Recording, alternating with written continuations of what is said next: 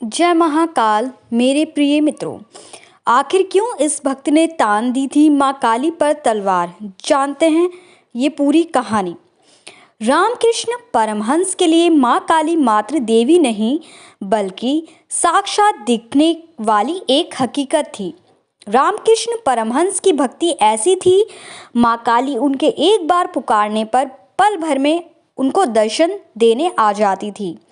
अपने भक्त के हाथ से भोजन भी करती थी और उनके अपने भक्त से बातचीत कर उन्हें आनंदित करके चली जाती थी।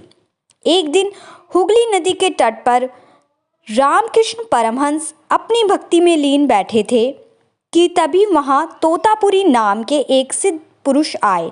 उन्होंने जब परमहंस को देखा तो वह समझ गए कि यह कोई साधारण मनुष्य नहीं बल्कि माँ काली के परम भक्त हैं। तोतापुरी जी के मन में ख्याल आया कि इनसे ही ज्ञान का अर्जन किया जाए, लेकिन रामकृष्ण परमहंस की जहाँ शक्ति भी उनकी भक्ति थी तो वहीं उनकी समस्या भी थी उनकी भक्ति ही, क्योंकि वे हर समय माँ काली के ध्यान में ही डूबे रहते थे।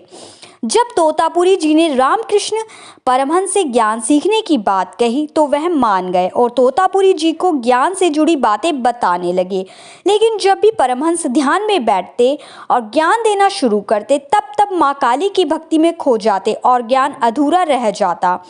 बार बार ऐसा होने पर तोतापुरी जी नाराज हो गए और उन्होंने परमहंस को कठोर शब्द कहते हुए माँ काली के टुकड़े करने का आदेश दे दिया।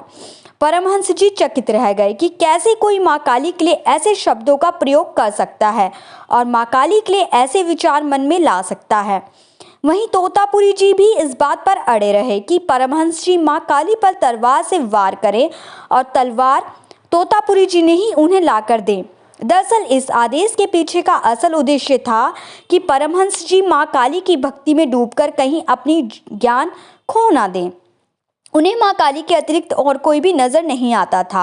हर समय ध्यान में रहने के कारण परमहंस जी अपनी जागरूकता खोने लगे थे।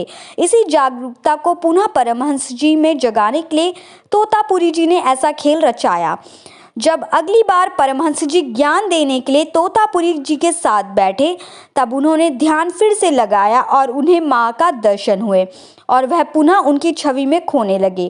तब तोतापुरी जी ने ध्यान केंद्रित करने वाले स्थान यानी कि उनके मस्तिष्क को पास में पड़े एक कांच से टुकड़े से चीर दिया। जब परमहंस जी का ध्यान टूटा तो उन्होंने तलवार उठाकर माँ काली की परछाई पर तलवार चला दी।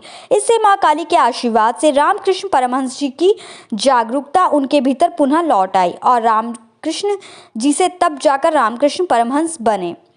तो ये थी माँ काली और उनके भक्त रामकृष्ण परमहंस की कथा। अगर आपको मेरी कहानी अच्छी लगी हो तो मेरे चैनल को लाइक सब्सक्राइब करना बिल्कुल ना भूलें। कमेंट बॉक्स में जय महाकाल जरूर लिख दें।